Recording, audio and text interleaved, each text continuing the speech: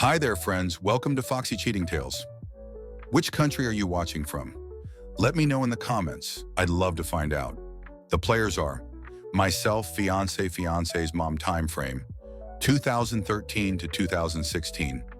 It has obviously been several years since the incident, and I literally have never told anyone in my new life about this. Tonight I have some good wine to drink and figure I'll let my fingers do the talking. I thought I had met the perfect woman. We met in the last year of college. We met at a party and hit it off instantly. She was a beautiful blonde with sun-kissed skin, and she could have been a model. Think Kate Upton type figure. She was kind, compassionate, sympathetic, good listener, and had an active life with many friends. She liked my friends, and it was awesome over the 3 years we knew each other and how our friend groups merged. Several of our friends began dating each other. It was some of the best times of my life. I was on for a postgrad in finance, and she had a degree in contractual law. This is just to say we ended up being successful in our own rights. But I'm no slouch in the looks department either. 5 feet 11 inches, 190 pounds, and like the gym. I wasn't a super athlete, but let's just say I was built. But I am very shy and didn't have a lot of prior relationships prior to meeting her. The first evening we met, we were smitten. First night we talked all night. Then it went to texting, phone calls daily, then dates weekly. Then after a year, when I started working my new job, she moved in. I loved her family and her family loved me. Mostly her mother, as her father was standoffish, as he was to everyone. It was a whirlwind romance. After 2.5 blissful years of overseas vacations, hiking trips, and luxury vacations, I proposed to her. She said yes. I was over the moon. She was doing all the planning for the wedding. We were talking about our futures together, buying a house, children, and family trips that we were going to take together, and all such things like that. Then it happened. One evening after we both get home to our apartment, she is a little distant. I think I noticed it right away as we were always very affectionate towards each other. This would only happen about once a week for the first month after proposal. Then it was more frequent. I would have been none the wiser, except that I used to listen to a lot of Reddit on YouTube. So I waited and observed. These bouts of ignoring me would only last a couple of hours, then she would be right back to normal. But after 6 months, wedding in a year, she was like this almost every night. Sex was still great. Relationship with her parents still great. But over Thanksgiving at her parents' home in Louisville, Kentucky, we lived just north of DC, she was standoffish towards me in front of her mother. Now her mother was a very observant woman. She pulled her daughter aside to talk to her, and I could hear them arguing. After some heated but muffled words, they returned to the rest of the family and carried on like nothing was going on. I figured I could ask her about it later and did. She was not willing to talk about it and asked me to wait till we were home to discuss it. I agreed as I loved her deeply and thought we could work through anything. Her mother was an older version of her. Same stunning looks, just a few grays in her long, thick blonde hair. This is important later. Back home I asked her about it, and she was unwilling to discuss it. When pressed on it for a week, she finally confessed that a guy at her work was trying to get to know her better. She wanted to be forthcoming, so she showed me her phone, and as I looked through it, I noticed that all the texts that would have happened during the time she was withdrawing from me were removed. There was nothing untoward in the texts. But I did go into her phone settings and turned on her locator on her phone as we shared the same phone plan. And I honestly thought it would make me see that she was not doing anything wrong. Was I wrong? That second weekend after Thanksgiving, she had a company Christmas party.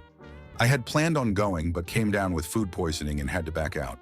She had a girlfriend pick her from our apartment as they planned on drinking a lot, had a DD for the evening.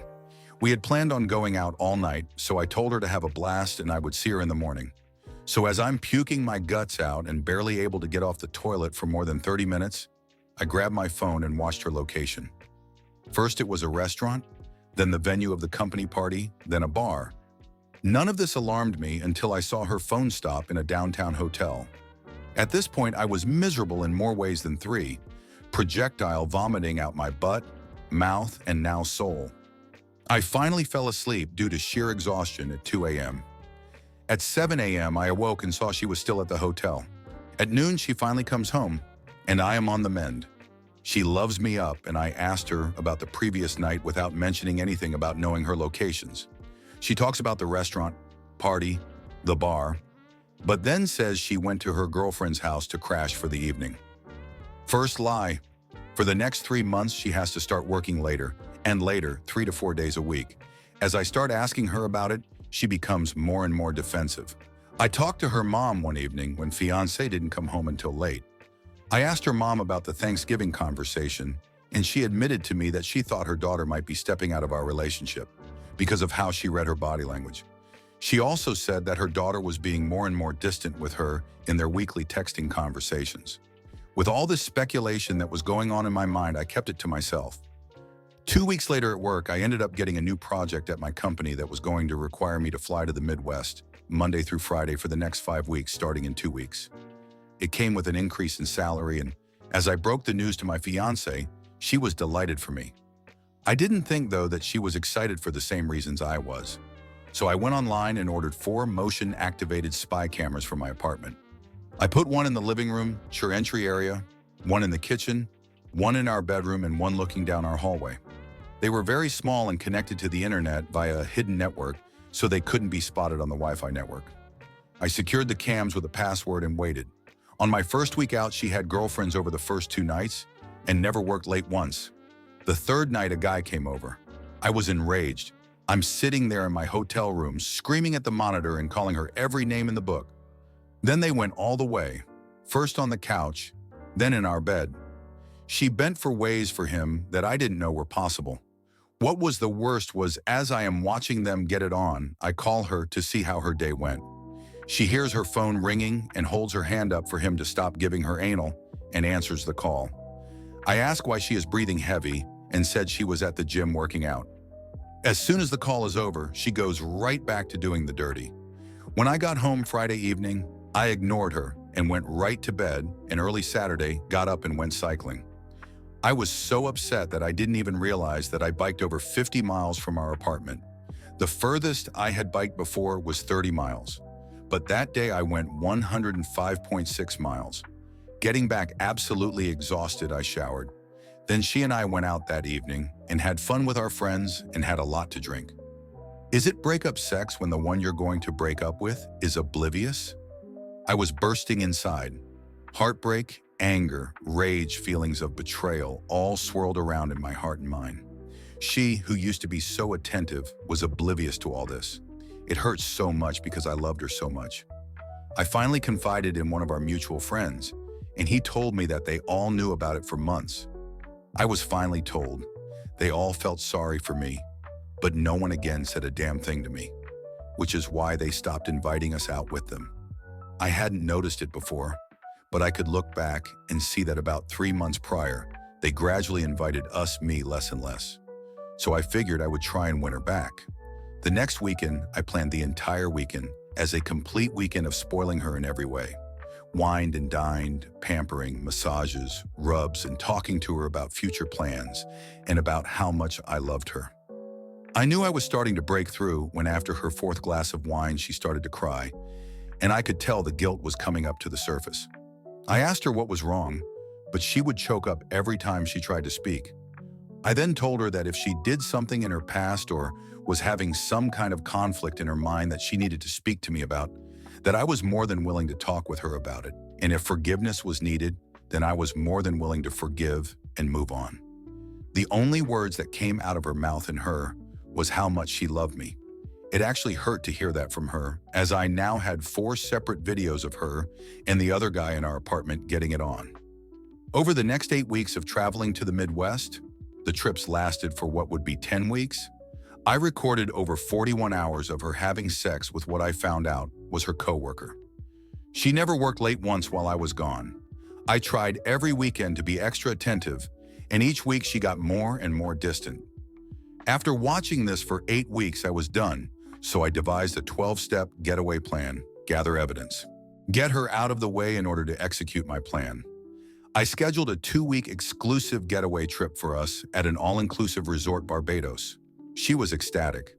Then a week before the trip, I claimed I had to back out and told her to take a friend. I knew it was over when she showed no disappointment that I couldn't go. She scheduled co-worker to go with her. Terminate our apartment lease. It would expire 3 days into her trip, and I was the sole signature on the lease. Find a job in another town. The company I had been assisting in the Midwest had offered me a job with a slight increase in salary. Find a new place to live. I got an apartment in the above said location. When she is gone, perform the following. 6. Take her to the airport, go back home and pack all her things, same day. Saturday 7. Get a new phone number, phone, email. Cancel all social media. Monday 8. Separate us completely in regard to finances. Withdrew all monies from our joint accounts and then closed them. I put all her money in an envelope and packed it in her things. Monday 9.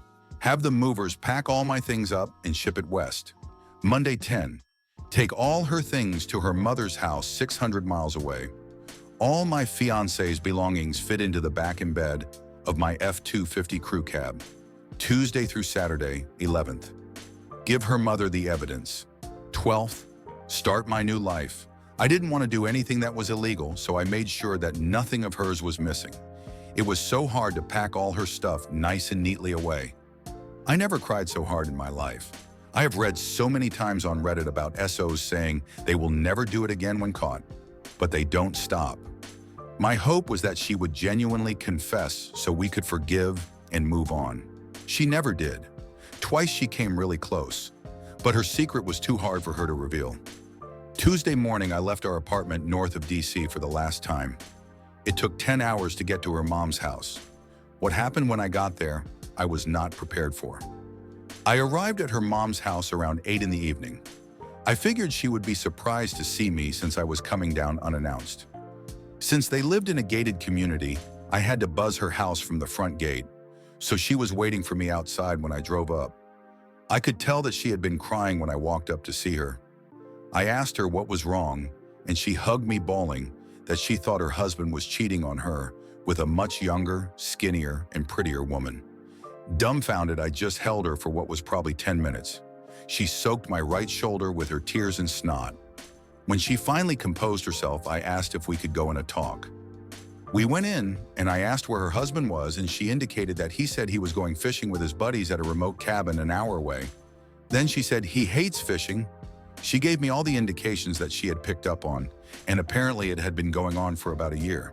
So doing a little bit of research, we found a credit card hold charge for a 5-star hotel that was only 20 minutes away. On call, later confirmed her husband was in fact there for a 4-night stay, cheating with his mistress. 2 peas in a pod, I said. What? She responded. 2 peas in a pod.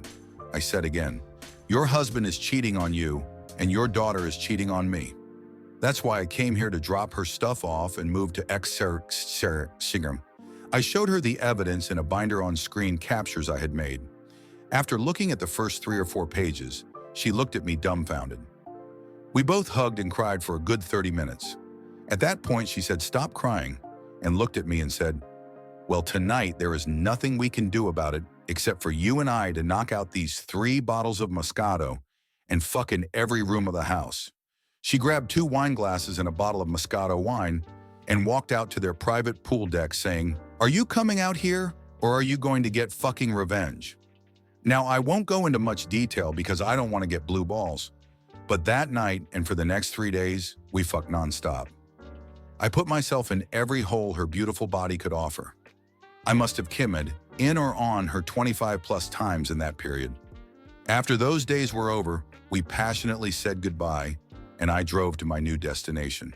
She kept me informed as to everything that happened when now ex-fiancé got back. The day fiancé got back was epic.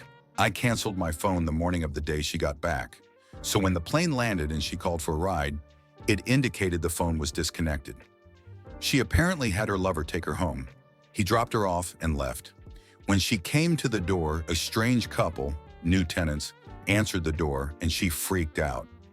I can't tell you how many times she tried to call me because again, the number was no longer valid. She went to her girlfriend's to stay for a time as co-worker was already married. When she called her mom in a panic, her mom told her that I had come down and dropped off all her things and mentioned that all her monies were down there as well, 600 miles away. Her mom didn't tell her that she had fucked me more in 3 days than fiance and I had in the last 6 months. But she did tell her that she knew that she was cheating on me, and I said I had found a new job, place to stay, and new career far away from her and all the friends we had, and that her mother was separating from her father due to infidelity. Apparently, she cried for days and took a week off of work.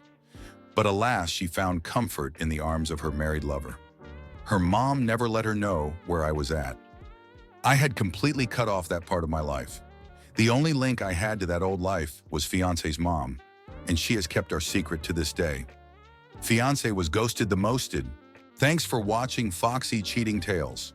If you enjoyed it, don't forget to like, subscribe, and hit the notification bell so you never miss a new episode.